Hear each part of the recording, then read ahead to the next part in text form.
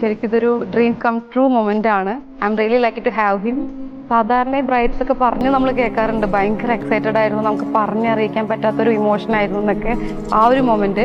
പക്ഷെ അത് ലൈഫിൽ ഡയറക്റ്റ് എക്സ്പീരിയൻസ് ചെയ്യുമ്പോഴാണ് മനസ്സിലായത്, ഭയങ്കര പ്രഷ്യസ് ആയിട്ടാണ് എനിക്കത് ഫീൽ ചെയ്തിട്ടുണ്ടായിരുന്നത്.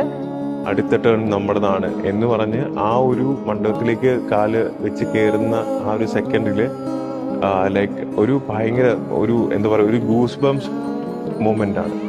നമ്മുടെ ഡ്രീംസ് നമ്മുടെ കൺമുന്നിൽ നടക്കുമ്പോൾ കിട്ടുന്ന ഒരു ഫീൽ എന്ന് പറയുന്നത് നമുക്കൊരിക്കലും വാക്കുകളിൽ ഒതുക്കാൻ പറ്റത്തില്ല. അത് നമ്മൾ എക്സ്പീരിയൻസ് ചെയ്ത് തന്നെ നോക്കണം.